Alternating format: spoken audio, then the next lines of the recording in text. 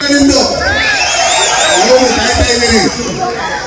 ದಿನಗಳ ಕಾಲ ನಮ್ಮ ಕರ್ನಾಟಕ ಅಮೆಚೂರ್ ಕಬಡ್ಡಿ ಸಂಸ್ಥೆ ಮತ್ತೆ ನಮ್ಮ ಭಾರತ ದೇಶಕ್ಕೆ ಕಬಡ್ಡಿ ವರ್ಲ್ಡ್ ಕಪ್ ತಗೊಂಬರೋದ್ರಲ್ಲಿ ಮುಖ್ಯ ಪಾತ್ರ ವಹಿಸಿರ್ತಕ್ಕಂಥ BC ರಮೇಶ್ ಅಣ್ಣವರು, BC ಸುರೇಶ್ ಅಣ್ಣವರು ಅವರು ಇದರಲ್ಲಿ ಭಾಗವಹಿಸಿ ಇವತ್ತು ಕರ್ನಾಟಕ ತಂಡವನ್ನ, ಕರ್ನಾಟಕ ಅಸೋಸಿಯೇಷನ್ ಮುನ್ನಡೆಸ್ತಾ ಇರ್ತಕ್ಕಂಥದ್ದು.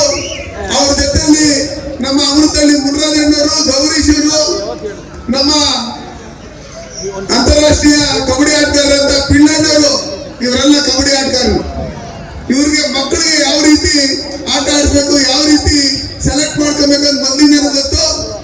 ಅದರಿಂದ ನಾವು ಕೋಲಾರಲ್ಲೇ ಮಾಡ್ಬೇಕಂತ ಹೇಳಿ ಪ್ರಭು ಅವರು ಹೋಗಿ ರಮೇಶ್ ಅಣ್ಣವ್ರ ಹತ್ರ ಕೇಳಿ ಪರ್ಮಿಷನ್ ತಗೊಂಡ್ಬಂದು ಇವತ್ತು ನಾವು ಇನ್ನೇನು ಕೋಲಾರಮ್ಮ ಕಬಡ್ಡಿ ಉತ್ಸವ ಮಾಡ್ತಾ ಇದ್ರಿ.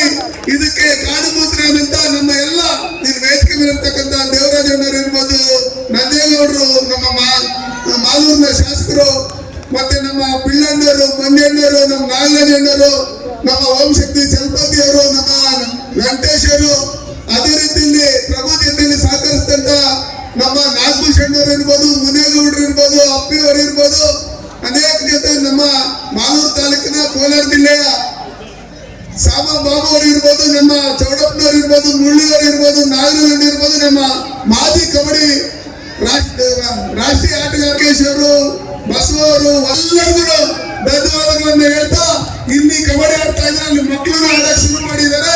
ಆ ಮಕ್ಕಳು ಮುಂದೊಂದಿನ ಕರ್ನಾಟಕ ತಂಡದ ಕ್ರೀಡಾಪಟುಗಳಾಗಿ ರಾಷ್ಟ್ರ ಮತ್ತು ಅಂತಾರಾಷ್ಟ್ರೀಯ ಮಟ್ಟದಲ್ಲಿ ಆಡಬೇಕು. ಆ ನಿಟ್ಟಿನಲ್ಲಿ ಮಕ್ಕಳಿಗೆ ನಾವು ಈಗಲಿಂದಲೇ ಕ್ರೀಡೆಗೆ ಪ್ರೋತ್ಸಾಹ ಕೊಟ್ಟರೆ ಅವ್ರು ಯಾವುದೇ ರೀತಿಯಾದಂತಹ ದುಶ್ಚಟಗಳಿಗೆ ಹೋಗಲ್ಲ. ಆ ನಿಟ್ಟಿನಲ್ಲಿ ನಾವು ಈ ದೇಶದಲ್ಲಿ 140 ಕೋಟಿ ಜನ ಇದ್ದೀರಿ. 1 ಕೋಟಿಗೆ 1 ಮೆಡಲ್ ಅಂದ್ರೂ ಒಲಿಂಪಿಕ್ಸ್ ಅಲ್ಲಿ 140 ಮೆಡಲ್ ತಗೊಳ್ಬೇಕು. ಆ ನಿಟ್ಟಿನಲ್ಲಿ ನಾವೆಲ್ಲ ಕ್ರೀಡಾಪಟುಗಳಾಗಬೇಕಂತ ಹೇಳಿ ಇದಕ್ಕೆ ಸಹಕಾರ ಕೊಟ್ಟಂತ ಎಲ್ಲರಿಗೂ ಪೊಲೀಸ್ ಇಲಾಖೆಯಿಂದ ಹಿಡಿದು ಪ್ರತಿಯೊಂದು ಇಲಾಖೆಗೂ ನಾನು ಧನ್ಯವಾದಗಳನ್ನು ಹೇಳ್ತಾ, ಈಗ ನಮ್ಮ ಫೈನಲ್ ತಂಡದ ಏನು ಆಟಗಾರರಿದ್ದಾರೆ ಅವ್ರನ್ನ ಪರಿಚಯ ಮಾಡಿಸ್ಕೊಳ್ಳುವಂತ ನಿಟ್ಟಿನಲ್ಲಿ ನಮ್ಮ BC ರಮೇಶ್. ನಮಸ್ಕಾರ. ಮೊದಲಿಗೆ ವೇದಿಕೆಯಲ್ಲಿ ಆಸೀನರಾಗಿರ್ತಕ್ಕಂಥ ನಮ್ಮ ನೆಚ್ಚಿನ ಕೋಲಾರ ಸಂಸದರಾದಂಥ ಹುಂಚಮ್ಮನವರು, ಅದೇ ರೀತಿ ಮತ್ತೊಬ್ಬ ಹಿರಿಯರಾದಂಥ DCP ನಮ್ಮ ದೇವರಾಜ್ ಅವರೇ, ಓಂ ಶಕ್ತಿ ಚಲಪತಿ BC ರಮೇಶ್ ಅವರೇ, BC ಸುರೇಶ್ ಅವರೇ, ಈ ಕಾರ್ಯಕ್ರಮಕ್ಕೆ ವಿಶೇಷವಾಗಿ ಕೋಲಾರ ಜಿಲ್ಲಾ ಅಮೆಚೂರ್ ಅಸೋಸಿಯೇಷನ್ ಕಡೆಯಿಂದ ಇಷ್ಟೊಂದು ಸೊಗಸಾಗಿ ನಮ್ಮ ಕೋಲಾರ ಜಿಲ್ಲೆಯಲ್ಲಿ ಇಂತಹ ಒಂದು ಟೂರ್ನಮೆಂಟ್ ಆರ್ಗನೈಸ್ ಆಗಬೇಕು ಅಂತಂದ್ರೆ ಅದಕ್ಕೆ ವಿಶೇಷವಾಗಿ ಕಾರಣಕರ್ತರು ಅಂತ ನಾನು ಗೊತ್ತಾಗಿದ್ದು ಮಟ್ಟಿಗೆ ನಮ್ಮ ಸಂಸದಂತ ಮುಖ್ಯಮಂತ್ರಿ ಅಂತ ನಾನು ಅನ್ಕೊಂತೀನಿ. ಇದೇ ರೀತಿ ನಾನು ಹೆಚ್ಚು ಮಾತಾಡ್ಲಿಕ್ಕೆ ಹೇಳಿ ತುಂಬಾ ಹಿರಿಯರಿದ್ದಾರೆ, ಅವ್ರ ಮುಂದೆ ಜಾಸ್ತಿ ಮಾತಾಡಬಾರ್ದು, ಭಾಷಣ ಮಾಡೋದು ಬೇಡ. ಇದೇ ರೀತಿ ನಾವು ನಮ್ಮ ಮಾಲೂರು ತಾಲೂಕಿನಲ್ಲಿ ನೋಡ್ಕೊಂಡು ಬರ್ತಾ ಇದ್ವಿ. ಅದನ್ನ ನಾವು ನಮ್ಮ ಮುನ್ಸಮ್ಮನವರು ಎಲ್ಲ ಅವರ ಸಹಕಾರದೊಂದಿಗೆ ನಾವೆಲ್ಲ ಸೇರಿ ಮುಂದಿನ ದಿನಗಳಲ್ಲಿ ಇಂಥ ಇವೆಂಟ್ಗಳನ್ನ ಮಾಲೂರಲ್ಲೂ ಅಷ್ಟೇ, ಇಡೀ ಕೋಲಾರ ಜಿಲ್ಲೆಯಲ್ಲಿ ಇದನ್ನ ಕಂಟಿನ್ಯೂ ಮಾಡ್ಕೊಂಡು ಹೋಗ್ತೀವಿ ಅಂತ ಎಲ್ಲ ಕ್ರೀಡಾಭಿಮಾನಿಗಳಿಗೆ ಇಷ್ಟಪಡ್ತೀವಿ. ಅದೇ ರೀತಿ ಏನು ನನ್ನ ಕುಟುಂಬ ಇಲ್ಲಿವರೆಗೂ ನನ್ನ ಮಾಲೂರು ತಾಲೂಕಿನ ಜೊತೆ ಇದ್ರು. ನಾನು ಈ ಸಂದರ್ಭದಲ್ಲಿ ಹೇಳಲೇಬೇಕಾಗುತ್ತೆ, ನಮ್ಮ ಪಕ್ಷದ ವತಿಯಿಂದ ಒಂದು ಯೂತ್ ಕಾಂಗ್ರೆಸ್ ಚುನಾವಣೆ ನಡೀತದೆ. ಅದಕ್ಕೆ ನನಗೆಲ್ಲ ಕೋಲಾರ ಜಿಲ್ಲಾ ಯುವಕರು ಒಮ್ಮತದಿಂದ ನನಗೆ ಸಹಕಾರ ಕೊಟ್ಟು ನನ್ನನ್ನು ರಾಜ್ಯ ಪ್ರಧಾನ ಕಾರ್ಯದರ್ಶಿ ಸ್ಥಾನಕ್ಕೆ ನನ್ನನ್ನು ಆಯ್ಕೆ ಮಾಡಲಿಕ್ಕೆ ಒಂದು ಅವಕಾಶ ಮಾಡಿಕೊಟ್ಟಿದ್ದಾರೆ. ವಿಶೇಷವಾಗಿ ನನ್ನ ಜಿಲ್ಲೆಯ ಎಲ್ಲ ಯುವಕರಿಗೆ ಕೃತಜ್ಞತೆಗಳನ್ನು ಸಲ್ಲಿಸಲೇಬೇಕು. ಏನು ಈ ಸಮಯದಲ್ಲಿ ನಾನು ಜಾಸ್ತಿ ಮಾತಾಡ್ಲಿಕ್ಕೆ ಹೋಗಲ್ಲ. ನನಗೆ ಈ ಕಾರ್ಯಕ್ರಮಕ್ಕೆ ಆಹ್ವಾನಿಸಿ ಮಾತಾಡಲಿಕ್ಕೆ ಅವಕಾಶ ಮಾಡಿಕೊಟ್ಟು ನನ್ನ 2 ಮಾತುಗಳನ್ನು ಮುಗಿಸ್ತೇನೆ. ರಾಜ್ಯ ಮಟ್ಟದ ಕಬಡ್ಡಿ ಪಂದ್ಯಾವಳಿಗಳನ್ನು ಕೋಲಾರ ಜಿಲ್ಲೆಯಲ್ಲಿ ಆಯೋಜನೆ ಮಾಡಿದ ಕ್ರಿಯಾಶೀಲರು ಮತ್ತು ಬಹಳ ನನಗೆ ಗೊತ್ತಿರೋ ಮಟ್ಟಿಗೆ ಇದು ಮೊಟ್ಟ ಮೊದಲನೇ ಬಾರಿಗೆ ರಾಜ್ಯ ಮಟ್ಟದ ಯಾವುದೇ ಒಂದು ಕ್ರೀಡಾ ಪಂದ್ಯ ನಾವು ನೋಡಿರೋದು, ನಾವು ಕೇಳಿರೋದು. ಬಹಳ ವ್ಯವಸ್ಥಿತವಾಗಿ ಸುಸಜ್ಜಿತವಾಗಿ ಒಂದೊಂದು ಬೆಳಕಿನ ಅರೇಂಜ್ಮೆಂಟ್ಸ್ ಮಾಡಿದ್ದಾರೆ. ಅದು ನಾವು ನೀವೆಲ್ಲ ಮೆಚ್ಚಲೇಬೇಕಾದ.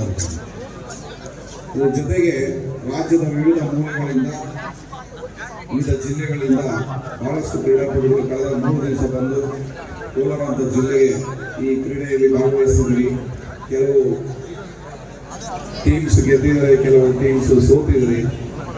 ಸೋತವರು ಗೆದ್ದವರು ಆ ಸೋಲು ಗೆಲುವಿನಿಂದ ಏನಾದರೂ ಒಂದು ಒಳ್ಳೆಯದನ್ನು ಕಲಿತು ಇಲ್ಲಿಂದ ಕ್ರೀಡಾ ಮನೋಭಾವದಿಂದ ಹೋಗ್ಬೇಕು ಅಂತ ಕೇಳ್ಕೊಳ್ತಾ, ಈಗ ಏನು ಫೈನಲ್ ಹುಡುಗರ ಫೈನಲ್ ಪಂದ್ಯಾವಳಿ ಇದೆ, ಅದರಲ್ಲಿ ನಿಮಗೆ ಶುಭ ಹಾರೈಸ್ತಾ ನನ್ನ ಕರೆದಿದ್ದು ಮಾತಾಡೋದಕ್ಕೆ ಚಪ್ಪಾಳೆಯೊಂದಿಗೆ ಚಿನ್ನದ ನಾಡು ಕೋಲಾರದಲ್ಲಿ ನಿಜವಾಗ್ಲೂ ಕರ್ನಾಟಕದ ಅದು ಕಬಡ್ಡಿ ಇತಿಹಾಸದಲ್ಲಿ ಈ ಚಿನ್ನದ ನಾಡಿನ ಕೋಲಾರದ ಅದು ಕಬಡ್ಡಿ ಇತಿಹಾಸ ಪುಟವನ್ನು ಸೇರ್ಕೊಳ್ತಾ ಇದೆ ಅಂದ್ರೆ ತಪ್ಪಾಗಲಿಲ್ಲ. ಯಾಕಂದ್ರೆ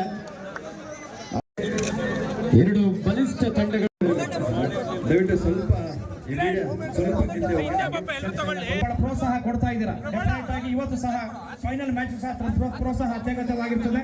ಟೂರ್ನಮೆಂಟ್ ಯಶಸ್ಸಿಗೆ ನಿಮ್ಮೆಲ್ಲರ ಸಹಕಾರ ಮುಖ್ಯ. ವಿಪರೀತ ಗಾಳಿ, ವಿಪರೀತ ಮಂಜು, ನೆವರ್ ನಮ್ಮ ಆಟಗಾರರು ನೀವೆಲ್ಲ ಅನ್ಕೊಂಡಿದ್ದೀರಿ ಬರೀ ನಮ್ಮ ಹುಡುಗರು ತಾನೇ ಅನ್ಕೊಂಡು ಅಲ್ಲ, ಬರೀ ಆಟಗಾರರಲ್ಲ. 24ರ ಫಲಿತಾಂಶ ಇನ್ನೇನು ಕೆಲವೇ ಕ್ಷಣಗಳಲ್ಲಿ. ಸೂಪರ್ ರೈಡ್ ಆಗಿದೆ, ಸೂಪರ್ ರೈಡ್ ಆಗಿದೆ. ಆದರೆ ಅಂಕ 1 ಅಂತ ನಮ್ಮ ತೀರ್ಪುಗಾರ ತೀರ್ಮಾನ, ಅದಕ್ಕೆ ಬದ್ಧರಾಗಿರ್ತೇವೆ. ಬಹುಶಃ ಎಲ್ಲ ಗೆಲುವಿನ ಹಾದಿ ಕಡೆ ಸಾಕ್ತಾ ಇರೋದು ಮಂಗಳೂರು ತಂಡ. ಮಂಗಳೂರಿನ ಮೀನು ಇಲ್ಲಿ ಜಯಕ್ಕಾಗಿ ಹೋರಾಡ್ತಾ ಇರೋದು. 2 ತಂಡಗಳು ಕೂಡ ಏನಾದರೂ ದೂರದ ಊರುಗಳಿಂದ ಬಂದಿರುವಂತ ಎಲ್ಲ ಪ್ರೇಕ್ಷಕರು ನೋಡಿ, ನಿಮ್ಮ ಮನೆಗಳಿಗೆ ನಿಧಾನವಾಗಿ ವಾಹನಗಳನ್ನ ಚಲಾಯಿಸಿಕೊಂಡು ಸೇಫ್ ಆಗಿ ಸುರಕ್ಷಿತವಾಗಿ ನಿಮ್ಮ ಮನೆಗಳಿಗೆ ಹೋಗ್ಬೇಕಂತ ಕೇಳ್ಕೊಳ್ತಾ ಇದ್ದಾವೆ.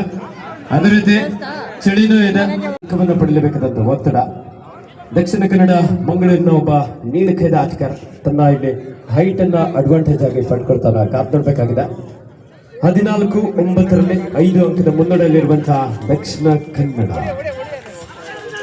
ಡಿಫೆನ್ಸ್ ಭಾಗದಲ್ಲಿ ಇದುವರೆಗೆ ಅಷ್ಟೇ ರಕ್ಷಣಾತ್ಮಕ ಆಟ. ಲೆಫ್ಟ್ ಕಾರ್ನರ್ ಭಾಗದಲ್ಲಿ ದೇವು, ರೈಟ್ ಕಾರ್ನರ್ ಭಾಗದಲ್ಲಿ ವೆಂಕಟೇಶ್.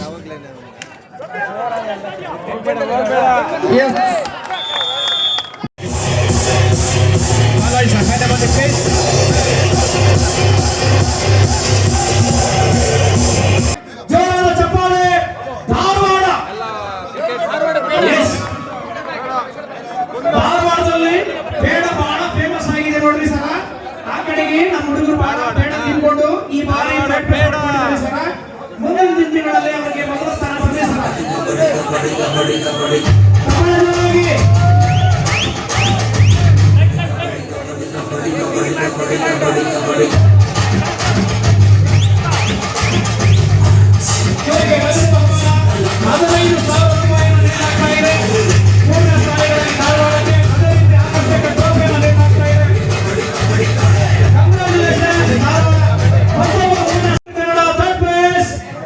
ಅವರಿಗೆ 15,000 ನಗದು ಬಹುಮಾನ, ಆಕರ್ಷಕ ತೃತೀಯ ಸ್ಥಾನದ ಟ್ರೋಫಿಯನ್ನು ನೀಡಿ ಗೌರವಿಸಲಾಗ್ತಾ ಇದೆ. ಕಂಗ್ರಾಚುಲೇಷನ್ಸ್ ಉತ್ತರ ಕನ್ನಡ ಜಿಲ್ಲೆ.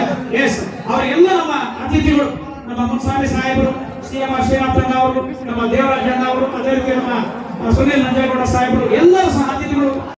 ಪಕ್ಕದ ಜಿಲ್ಲೆ ಬೆಂಗಳೂರು ನಗರ ಜಿಲ್ಲೆ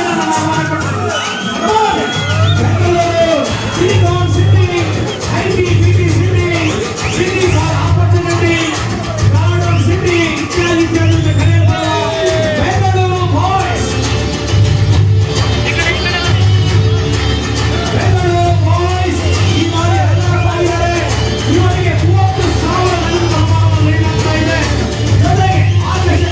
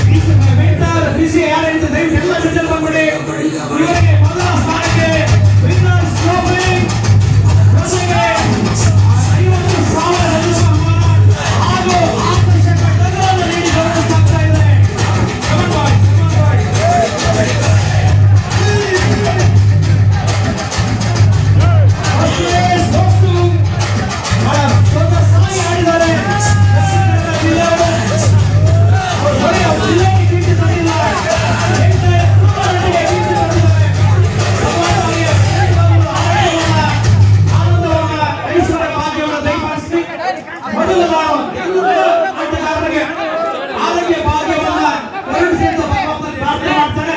ಮೊದಲು ಆರೋಗ್ಯ ಭಾಗ್ಯ ಬಂದ್ರೆ ನಿಮ್ ಎಲ್ಲ ಭಾಗ್ಯವನ್ನು ಅವರೇ ಪಡ್ಕೊಳ್ತಾರೆ. ಡೆಫಿನೆಟ್ ಆಗಿ ಬರುತ್ತೆ. ಒಂದು ಸಾಕಿ ಎಲ್ಲ ಬರುತ್ತೆ. ಎಸ್ ಜೋರಾಗಿ